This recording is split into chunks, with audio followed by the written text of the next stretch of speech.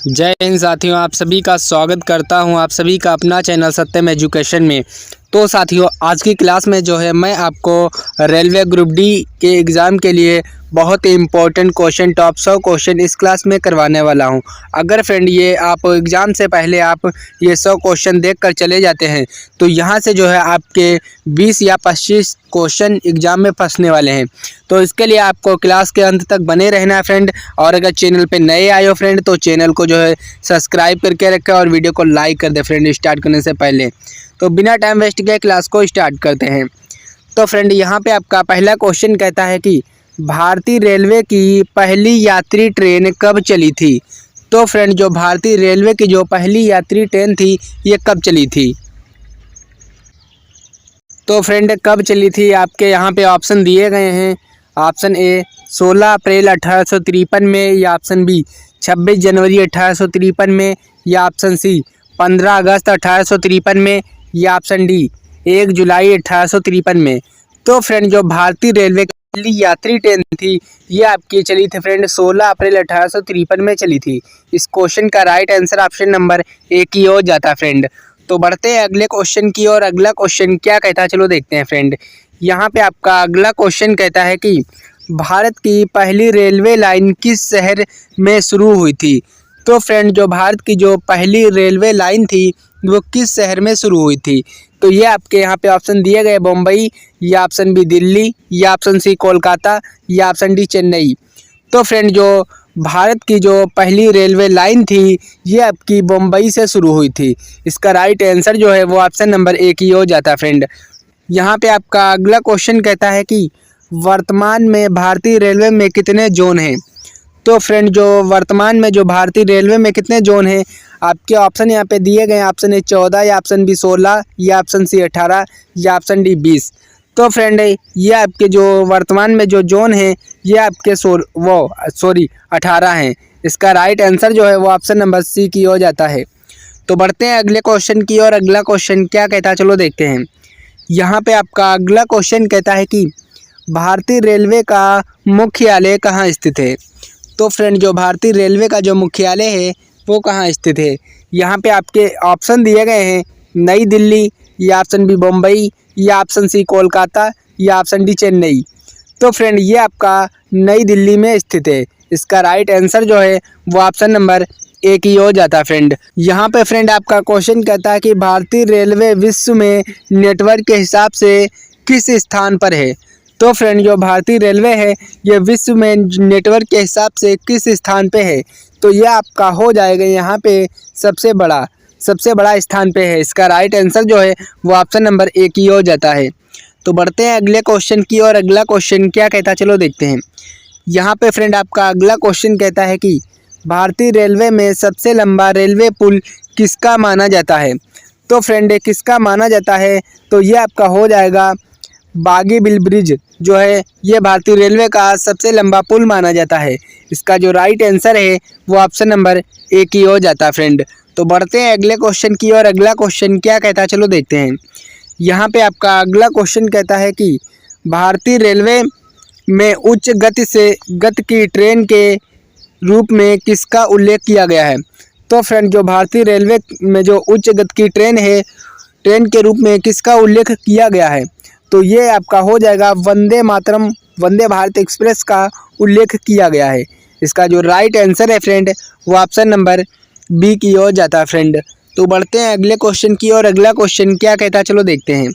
यहाँ पे आपका अगला क्वेश्चन कहता है कि भारतीय रेलवे में सोमाफोर सिग्नलिंग का उपयोग मुख्यतः किस कार्य के लिए किया गया है। तो फ्रेंड जो सेमाफोर जो सिग्नलिंग है इसका उपयोग मुख्यतः किस कार्य के लिए किया गया है। तो ये आपका हो जाएगा यहाँ पे ट्रेन के संचालन और सुरक्षा के लिए किया गया है। इसका जो राइट आंसर है वो ऑप्शन नंबर बी की हो जाता फ्रेंड। तो बढ़ते हैं अगले क्वेश्चन की और। अगला क्वेश्चन क्या कहता है चलो देखते हैं। यहाँ पे आपका अगला क्वेश्चन कहता है कि रेलवे टिकट बुकिंग के लिए विकसित मोबाइल एप्लीकेशन का नाम क्या है। तो फ्रेंड क्या नाम रखा गया है तो ये आपका हो जाएगा ऑप्शन नंबर ए IRCTC। इसका जो राइट आंसर है फ्रेंड वो ऑप्शन नंबर ए की हो जाता है। तो बढ़ते हैं अगले क्वेश्चन की और। अगला क्वेश्चन क्या कहता है चलो देखते हैं फ्रेंड। यहाँ पे आपका अगला क्वेश्चन कहता है कि भारतीय रेलवे में नीतिगत निर्णय लेने वाला उच्चतम निकाय कौन सा है। तो फ्रेंड कौन सा है, तो ये आपका हो जाएगा रेलवे बोर्ड है। इसका जो राइट आंसर है फ्रेंड वो ऑप्शन नंबर बी की हो जाता है। तो जिनका भी ऑप्शन नंबर बी था मैं कहता हूँ बिल्कुल करेक्ट आंसर हो जाएगा फ्रेंड। तो बढ़ते हैं अगले क्वेश्चन की और अगला क्वेश्चन क्या कहता है चलो देखते हैं।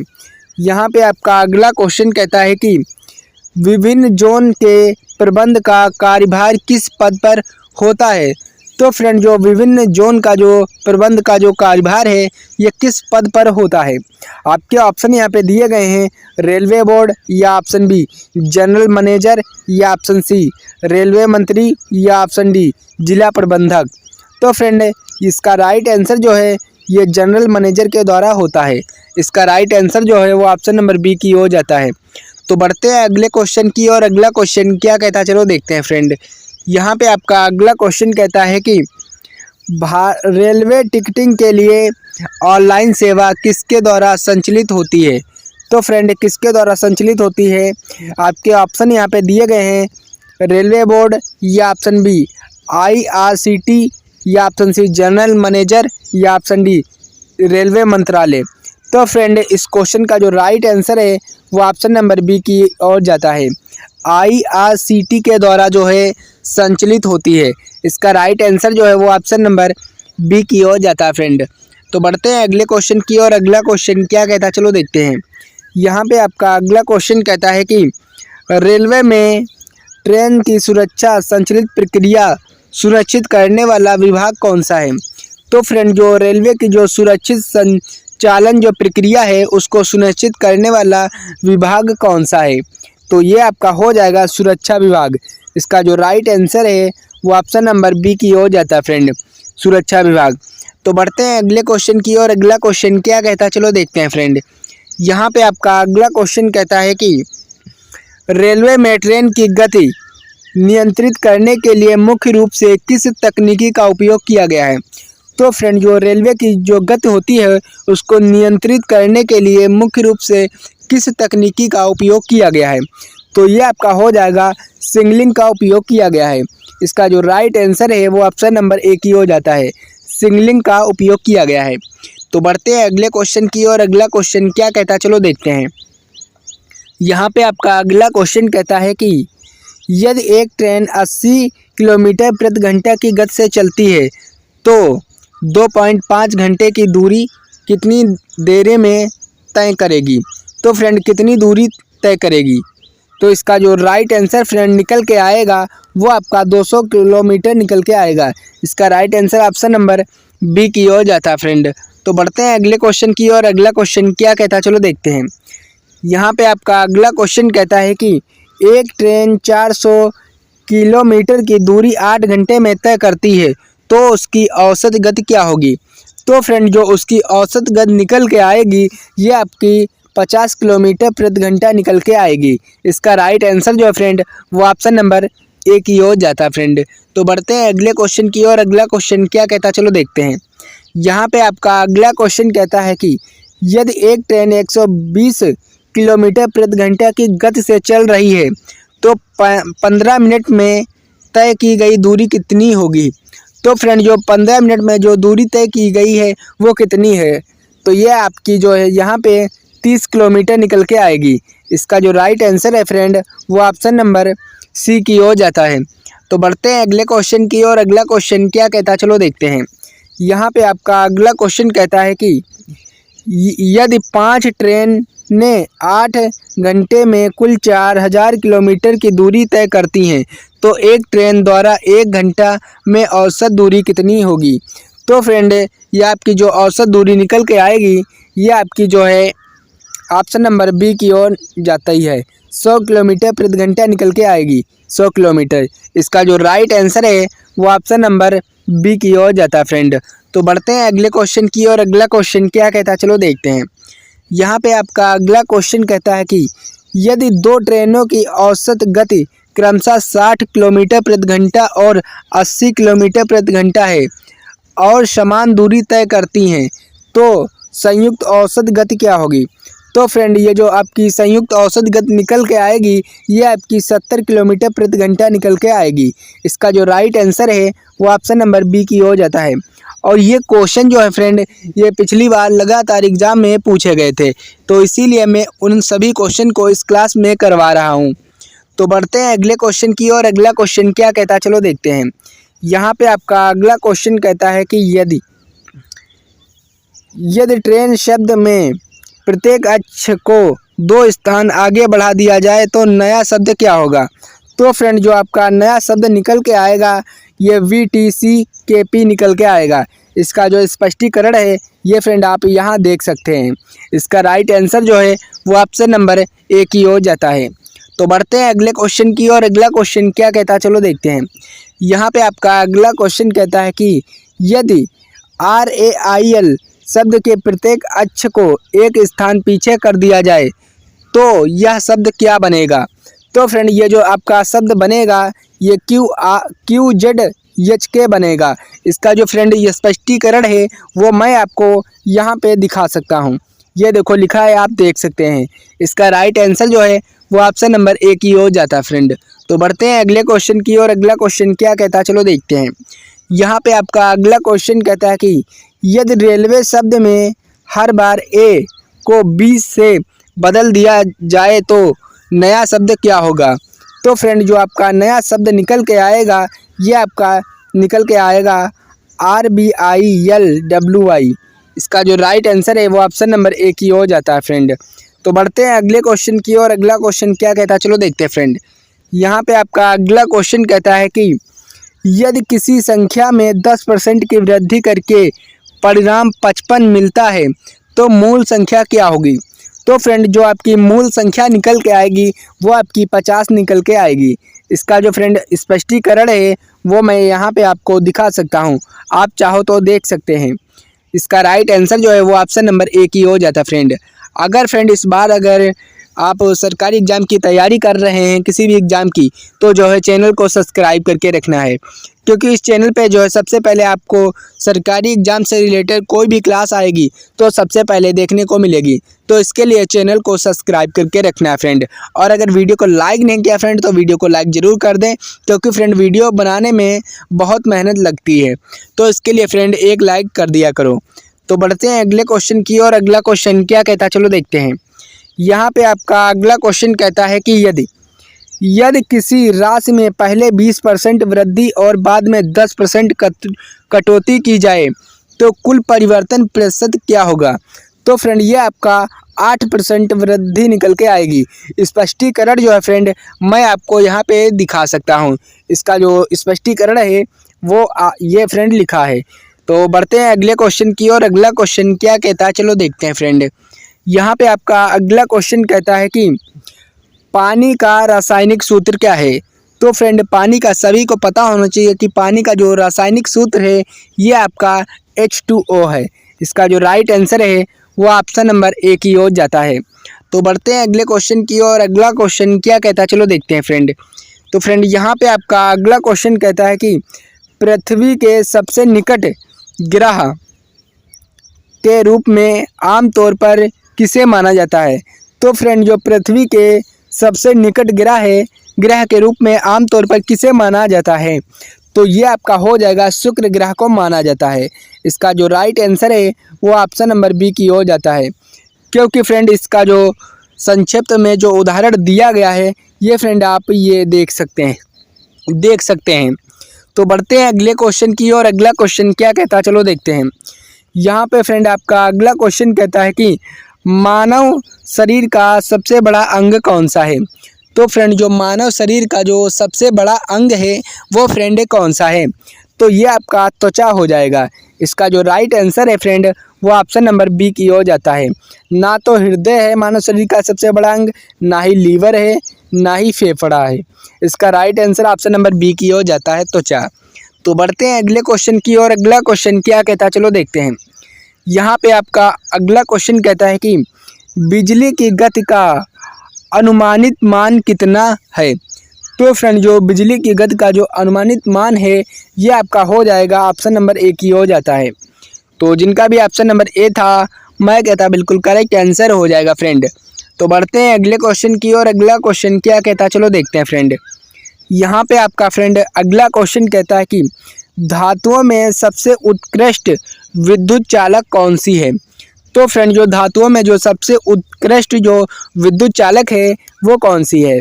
आपके यहाँ पे ऑप्शन दिए गए सोना, या ऑप्शन बी चांदी, या ऑप्शन सी तांबा, या ऑप्शन डी एल्यूमिनियम। तो फ्रेंड ये आपका चांदी हो जाएगा। इसका जो राइट आंसर है फ्रेंड वो ऑप्शन नंबर बी की ओर जाता है फ्रेंड। तो बढ़ते हैं अगले क्वेश्चन की ओर। अगला क्वेश्चन क्या कहता है चलो देखते हैं। यहाँ पे आपका अगला क्वेश्चन कहता है कि भारत का राष्ट्रीय पक्षी कौन सा है। तो फ्रेंड जो भारत का जो राष्ट्रीय पक्षी है वो आपका मोर है। सभी को पता होना चाहिए कि भारत का राष्ट्रीय पक्षी मोर है और इसका राइट आंसर जो है वो ऑप्शन नंबर ए की ओर जाता है। तो बढ़ते हैं अगले क्वेश्चन की ओर। अगला क्वेश्चन क्या कहता है चलो देखते हैं फ्रेंड। यहाँ पे आपका अगला क्वेश्चन कहता है कि विश्व का सबसे ऊंचा पर्वत शिखर कौन सा है। तो फ्रेंड जो विश्व का जो सबसे ऊंचा पर्वत शिखर है वो कौन सा है। तो ये आपका हो जाएगा माउंट एवरेस्ट है। माउंट एवरेस्ट जो है फ्रेंड ये विश्व का सबसे ऊंचा पर्वत शिखर है। इसका right answer option number C की ओर जाता है। तो बढ़ते हैं अगले क्वेश्चन की ओर। अगला क्वेश्चन क्या कहता है चलो देखते हैं। यहाँ पे आपका अगला क्वेश्चन कहता है कि संयुक्त राष्ट्र यूएन का मुख्यालय कहाँ स्थित है। तो फ्रेंड जो संयुक्त राष्ट्र जो यूएन का जो मुख्यालय है वो कहाँ स्थित है। तो ये आपका न्यूयॉर्क में स्थित है। इसका जो राइट आंसर है फ्रेंड वो ऑप्शन नंबर बी की ओर जाता है।